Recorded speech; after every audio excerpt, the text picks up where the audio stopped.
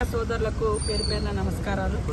ఈరోజు ఆదిలాబాద్ పార్లమెంట్ అభ్యర్థిగా పేదింటి బిడ్డ ప్రజల అమ్మగా కూడా ప్రజల సమస్యల కోసం పోరాడుతున్నప్పుడు ఆదిలాబాద్ ప్రజలు అమ్మగా పిలుచుకునే ఆత్రం సుగుణ గారు తన ఉద్యోగానికి రాజీనామా చేసి మరి సోనియమ్మ గారి దీవెనతో మల్లికార్జున గారి ఖర్గే గారి ఆశీస్సులతో రాహుల్ గాంధీ గారు రేవంత్ రెడ్డి గారు జిల్లా మా ఆదిలాబాద్ పార్లమెంట్లో కలిగినటువంటి మూదోలు నిర్మలు బోతు ఆదిలాబాదు ఖానాపూర్ ఆసిఫాబాదు కాగజ్నగర్ సిర్పూర్ కాగజ్నగర్ ఈ నియోజకవర్గాల ముఖ్య నాయకుల అభిప్రాయం మేరకు ప్రజలందరి ఆశీస్సులతో ఈరోజు మరి నామినేషన్ వేయడం జరిగింది.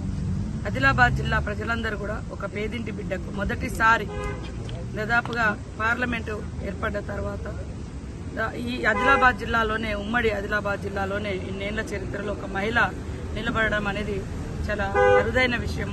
కాబట్టి రాష్ట్రంలో ఉన్నటువంటి మహిళల కష్టాలన్నీ కూడా తీర్చడం కోసం సీఎం రేవంత్ రెడ్డి గారు 6 గ్యారంటీలలో అమలు చేస్తున్నటువంటి పథకాలన్నీ కూడా ఆదిలాబాద్ జిల్లాలో కూడా సంపూర్ణంగా అమలు చేస్తాం. ఈరోజు వారు ఆత్రం సుగుణ గారు నామినేషన్ వేయడం జరిగింది. మరి ఆదిలాబాద్ పార్లమెంట్ ప్రజలందరినీ కూడా విజ్ఞప్తి చేస్తాను, ఒక్క అవకాశం ఇవ్వండి.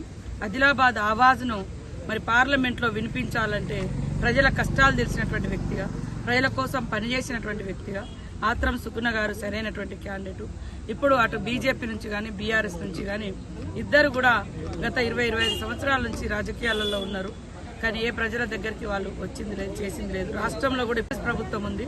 ఖచ్చితంగా ఒప్పుకున్న ప్రతి గ్యారంటీని అమలు చేసి తీరుతామని ఈరోజు మా సీఎం రేవంత్ రెడ్డి గారు కూడా ఆదిలాబాద్కు వచ్చి ప్రజలందరికీ కూడా వాగ్దానం చేసి వెళ్ళడం జరిగింది.